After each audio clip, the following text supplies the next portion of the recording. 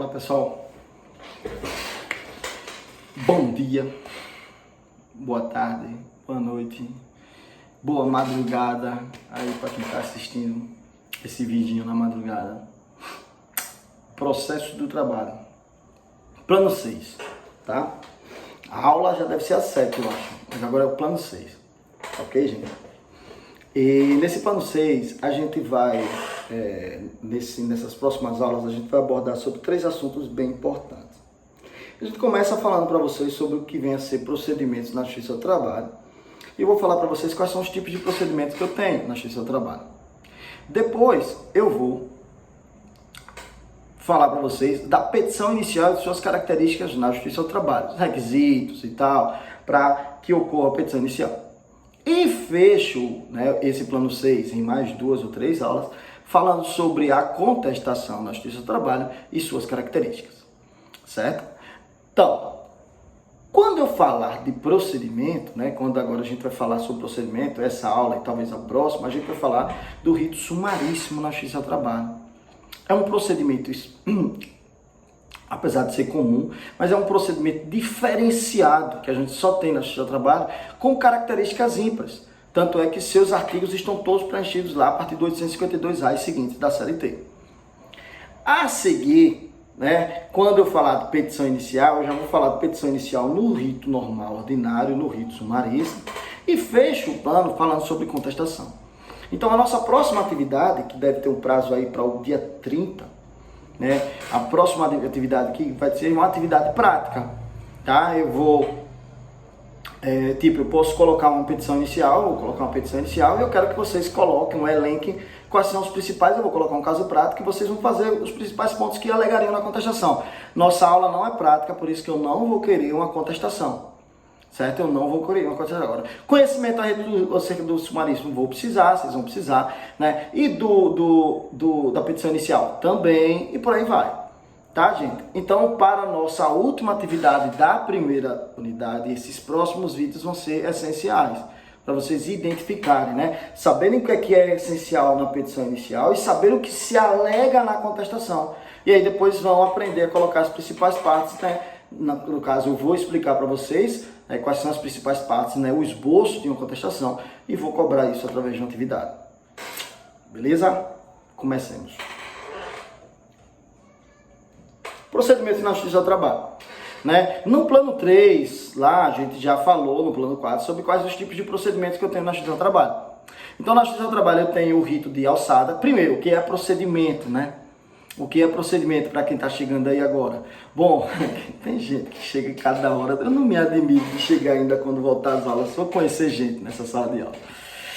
Não duvido mais de nada não de vocês. Bom, mentira, mas vamos lá. Verdade. O que seria um procedimento? Bom, primeiro o processo, o que vem a ser? O processo é a atividade jurisdicional do Estado para promover, em primeiro lugar, a paz entre aquelas duas partes, ou seja, solucionar um conflito, e depois, em segundo lugar, como princípio mediar, atuar, pacificação social. Então, o processo, ele é aquele ato formal do Estado, Então, ato formal que o Estado tem, que a pessoa tem que seguir, O processo, ele é formado por um conjunto de atos processuais, Então, ele ali tem a formação dele através de um conjunto de atos processuais, Ajuizamento, contestação, audiência de instrução, tudo é um conjunto de atos processuais, tá? Um conjunto aí de práticas de atos processuais. Só que elas não estão desordenadas do mundo. Esse conjunto de atos processuais, eles estão alinhados conforme o procedimento a ser seguido. Eles vão estar alinhados conforme o procedimento a ser seguido. Então, se eu quero resolver uma lide de menor complexidade, uma coisa que a garantia das partes seja promovida, mas sem tanta discursividade. Então, uma lide que tenha menor complexidade, o meu procedimento ele tem que ser mais enxuto para dar celeridade ao processo e para eu dividir a atuação jurisdicional. Então, meu procedimento teria que ser mais enxuto. Entretanto, se eu tenho uma lide de maior complexidade, né? Uma lei que vai demandar a oitiva de várias testemunhas, que vai demandar expedição de precatória, ação de perícia, seja de maior complexidade, o meu procedimento ele vai ser outro. O meu procedimento, nesse caso, ele vai ser outro, ou seja, eu vou precisar percorrer um caminho maior, digamos assim, para que o processo chegue a seu final. Já se a lei for de menor complexidade, o caminho que eu vou percorrer, ele é menor. Então o procedimento é esse, né? É o trilhar, né? É você engajar os atos processuais de forma mais complexa ou de forma menos complexa. Então na Justiça do Trabalho, a escolha dos procedimentos, pelo menos dos procedimentos comuns, a gente não está estudando ainda aqui sobre os procedimentos especiais, mas sobre os procedimentos comuns, a escolha, ela vai trilhar a respeito, ou seja, você vai dividir, saber qual é o procedimento, pelo valor da causa. Então o valor da causa é que vai me dizer se eu vou precisar ter um caminho mais longo, ou seja, um procedimento mais garantista, mais formal, ou se o valor da causa for menor, se eu posso ter um procedimento que se resolva em um único assentado, às vezes sem nem a necessidade de relação de audiência. E quais são esses procedimentos que eu tenho? Eu vou ter o sumário, quando o valor da causa for até 2 salários mínimos, tá? Quando o valor da causa for até 2 salários mínimos, eu vou ter o procedimento sumário, ou chamado também de alçada. Eu vou ter o procedimento sumaríssimo, sumaríssimo. Sumaríssimo quando o valor da causa ele for a partir de 2 e até 40 salários mínimos. Então, quando o valor da causa for a partir de 2 e até 40, eu vou ter o procedimento sumaríssimo. E eu vou ter o ordinário. Para demandas em que eu tenha valores acima de 40 salários mínimos, ou demandas que não possam seguir aqueles ritos anteriores, elas vão cair no rito ordinário, salvo, é claro, se tiverem procedimentos especiais. Então, quando a demanda for com valor maior do que 40 salários mínimos, ou quando a demanda não pudesse encaixar nos outros dois, né, por vontade do legislador, sumário não se encaixa, sumaríssimo não pode, aí eu vou jogar automaticamente essa demanda para o ordinário. Sumário até 2, sumaríssimo de 2 a 40, ordinário acima de 40, se a gente falar em valor da causa. Ordinário também para aquelas causas que não puderem se encaixar nesses dois, que eu vou falar daqui a pouquinho quando eu mencionar sobre sumaríssimo, vou dar o exemplo de algumas. Ok? Que mesmo se enquadrando em outros requisitos para que caiam no rito sumaríssimo, elas terão que obrigatoriamente ir para o ordinário. Tá? Então a gente vai mencionar aí a respeito. Tá, Tiago. E esse procedimento sumaríssimo? Porque o sumário eu já expliquei. Mas o sumaríssimo, né? Que é um procedimento, o que é que tem ele de diferenciado em relação aos outros? O procedimento sumaríssimo, ele surgiu em 2000. O procedimento sumaríssimo ele surgiu lá em 2000, com a necessidade de resolver as causas de menor potencial, né, ou de menor complexidade jurídica. E o legislador definiu que essas causas, ou seja, que a divisão dessas causas seria conforme o valor dela. Então, para o legislador, uma causa que tivesse um valor menor, né, no caso até 40 salários mínimos, deveriam ter um procedimento mais enxuto, mais célere, né? Deveria reunir a maior quantidade de atos processuais em audiência, por exemplo, para que o juiz ali já proferisse a sentença e a parte não tivesse que aguardar tanto. Tá? Já uma causa que tivesse maior valor, tivesse maior complexidade, né, por conta do valor, iria para lá. Então foi o legislador que definiu. Tá? E isso lá em 2000, junto com outras tantas medidas, né, porque a lei 9957 do rito sumaríssimo veio também com a lei 9958 da Comissão de Conciliação Prévia, ou seja, como um fruto de uma reforma administrativa do Judiciário, de você enxugar, né, a atitude do Poder Judiciário. Vocês podem ver que ela veio em 2000, em 99 a gente teve o quê? A criação dos juizados especiais.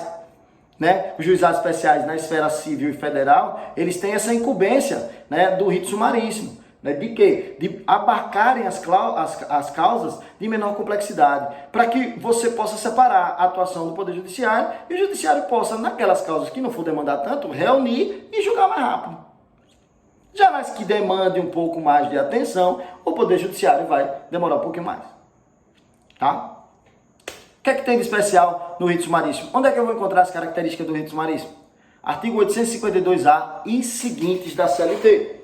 Tá? Artigo 852A e seguintes da CLT, eu vou ter aí as características do rito sumaríssimo. A primeira delas está no caput do 852, que calor da peste, minha calça fica suando. A primeira delas está lá no caput de 852, tá? Então, no caput de 852, eu vou ter o seguinte, como primeiro requisito para que a causa vá. Das causas, ou seja, nos dissídios individuais, cujo valor não exceda 40 vezes o salário mínimo, dissídios individuais, cujo valor, dissídios individuais, então não estou falando de coletivo, tá, gente? Se for dissídio coletivo, a gente vai para onde? Ordinário. Primeira cláusula de barreira aí para o rito sumaríssimo. Dissídios individuais, cujo valor não exceda 40 salários mínimos. Primeira cláusula de barreira para o rito sumaríssimo. Tá? Então, você dissídios individuais que eu tenha valores até 40 salários mínimos. Então, a segunda cláusula de barreira, a limitação de valor. A limitação de valor. Então, dissídio coletivo não pode seguir o rito sumaríssimo. E quanto ao valor, né, eu não posso ter dissídio de maior, né, do que 40 salários. Então, é até 40 salários. Né? E esse valor do salário mínimo ele vai ser calculado no ajuizamento da demanda. Então, na data que ajuizou a demanda, você tem que observar qual é o valor do salário mínimo hoje. 1.045. Ah, é 1.045, pego 40 vezes 1.045. Meu valor da causa aqui na petição inicial, eu não tenho o que dá? Eu tenho. Então, meu valor da causa está maior, vai para o ordinário. Está menor, pode ir para o sumaríssimo. Tá? Então, segunda cláusula de barreira é o valor da causa. Então, preencheu essas duas, ou seja, é dissídio individual e é menor do que 40 salários, estamos perto de ir para o rito sumaríssimo. Só que eu tenho outro requisito. Logo no parágrafo 1º do artigo 852A, ele diz que as demandas em que estejam sujeitos à administração pública direta, indireta, direta, autárquica ou fundacional, ou seja, a administração pública direta, estados, União, Estado, Município, Distrito Federal. Suas autarquias e fundações de administração pública indireta. Então, esses entes, que são entes de regime jurídico de direito público, não estão sujeitos às demandas do rito sumaríssimo, mesmo que o valor seja menor do que 40. Então, mesmo que se encaixe nas outras duas, ou seja, seja dissídio individual e seja menor do que 40, mas se eu tiver em qualquer dos polos a fazenda pública direta, autárquica e autarquias e fundações públicas, não pode ir para o rito sumaríssimo. Tá? Não vão poder ir para o rito sumaríssimo. Seja ele no polo ativo ou passivo. Se estiver ali presente, eles não vão poder. Qual a justificativa disso, pelo amor de Deus? Por que a fazenda pública não pode ir para o rito sumaríssimo, Tiago? Porque elas possuem determinadas prerrogativas processuais. Elas possuem determinadas prerrogativas processuais. A exemplo de prazos em quádruplo e em dobro. A exemplo de prazos em dobro para se manifestar. E prazo em dobro não é compatível com a celeridade necessária para o rito sumaríssimo. Por isso que a fazenda pública está excluída lá logo no artigo 852, parágrafo 1º. A fazenda pública possui determinadas prerrogativas, então eu excluo. Né? Eu excluo. Olha, é contra a União que você vai entrar, é contra o Estado, é contra o município, é contra uma autarquia, é contra uma fundação, vá para o rito ordinário obrigatoriamente. Então você vai ter que ajuizar a sua demanda e escolher o rito ordinário. Tá? Ajuiza a demanda e escolhe o rito ordinário. Professor, se eu esquecer, seu processo vai ser arquivado, leia-se, extinto, sem resolução do mérito. Tá? Seu processo vai ser arquivado, leia-se, extinto, sem resolução do mérito. Tá? Então é isso aí, a gente vai ver já no 852B, parágrafo 1º e 2º. Se você desobedece a essas regras, ou seja, se você entra no rito sumaríssimo com homicídio coletivo, se você entra no rito sumaríssimo com valor maior do que 40, e se você entra no rito sumaríssimo com o Estado ali presente, você desobedeceu essas cláusulas de barreira, seu processo vai ser arquivado, ou seja, leia-se, extinto, sem resolução do mérito. Tá? Por ausência de procedibilidade. Você não preencheu um requisito necessário àquele procedimento sumaríssimo. Qual outra característica? Vamos lá. O 852B da CLT, ele diz o seguinte, que no rito sumaríssimo o pedido deverá ser certo, determinado e indicar o valor correspondente. Então, no rito sumaríssimo, eu vou ter a necessidade de ter um pedido certo, determinado e indicar o valor correspondente. O que é que significa isso, Tiago? Aí, pedido certo, determinado e com o valor correspondente. Bom, pedido certo é que eu não posso ter pedido genérico no rito sumaríssimo. Tá? Eu não posso ter pedido genérico. Eu não posso chegar para o juiz de trabalho e entrar com ação dizendo que trabalhei tantos anos naquela empresa e tal, não sei o que, que portanto quero todos os direitos trabalhistas atinentes àquele contrato de trabalho, não dá, isso é um pedido genérico. Eu vou ter que deixar esse pedido como um certo, né? Eu vou ter que ter a certeza daquele pedido. Então eu vou dizer o seguinte ao juiz, olha, eu trabalhei durante 6 anos nessa empresa, fazia um horário de trabalho que extrapolava as 8 horas diárias, e as 44 semanais, entretanto, eu nunca recebi hora extra.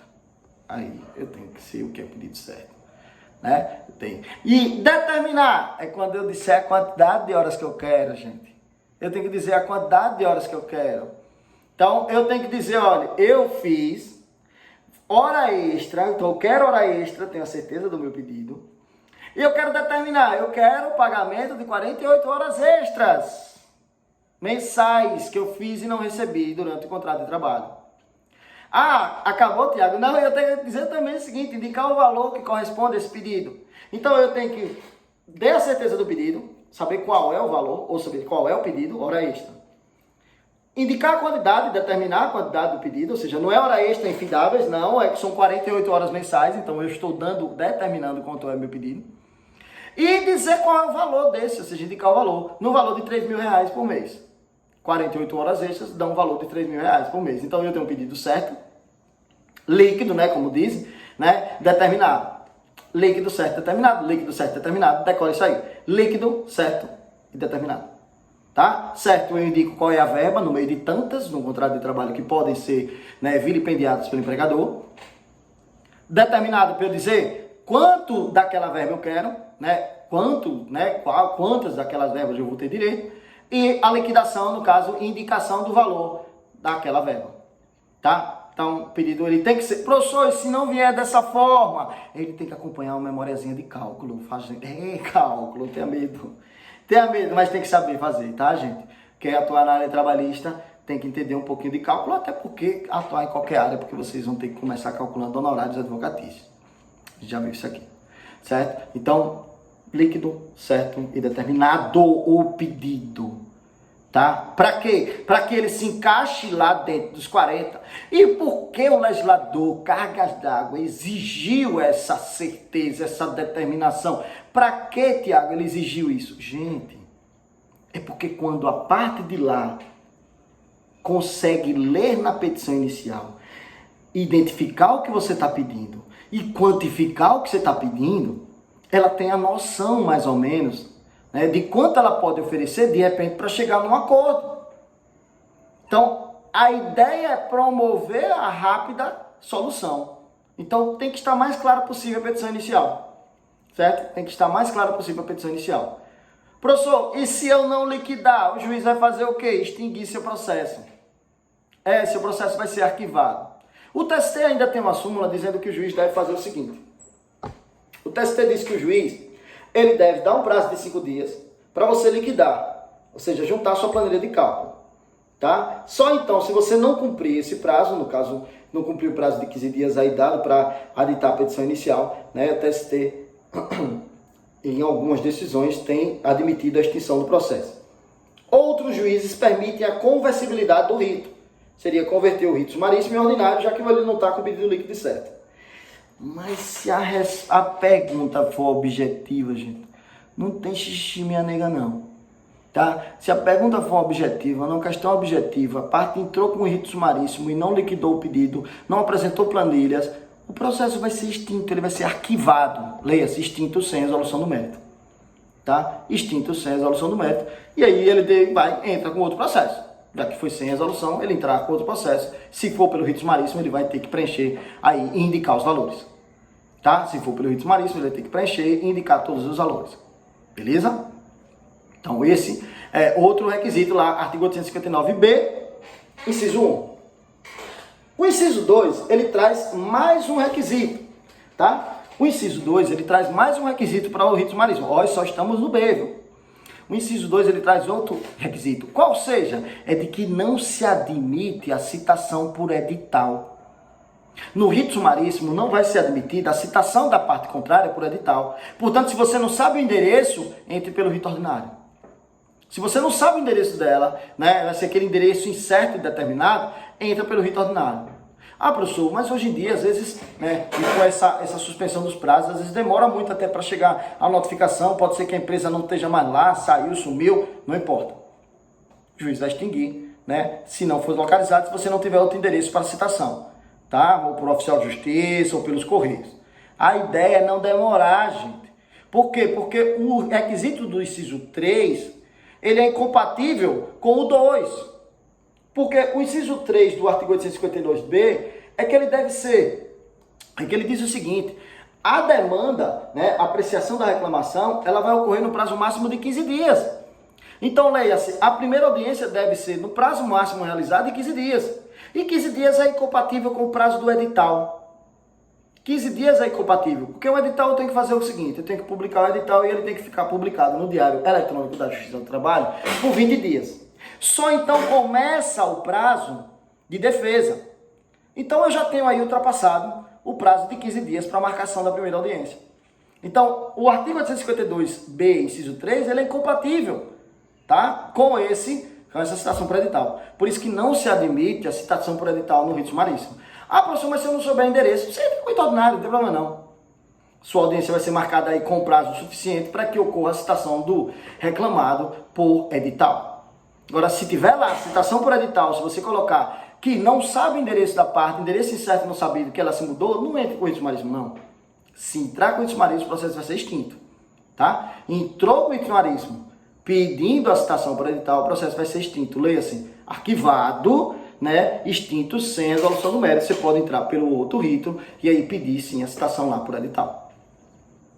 O inciso 3, para a gente terminar, né, para essa primeira parte da aula aí que trata sobre o rito sumaríssimo, o inciso 3, ele, gente, diz que a primeira audiência tem que ser realizada com prazo máximo de 15 dias e tem que ser. Ah, claro que é um prazo impróprio, tá, gente? É um prazo impróprio, é um prazo do juiz. Né? Leia-se, ele pode ter consequência administrativa, mas para o processo não tem. Então, se o juiz não conseguir realizar no prazo de 15 dias, não é que essa audiência não vai ser realizada, ela até vai, né? Ela até vai. O juiz não vai sofrer nenhuma retaliação, é isso que diz o prazo impróprio, né? Desculpe, o processo não vai sofrer nenhuma penalidade, o juiz pode sofrer uma penalidade administrativa.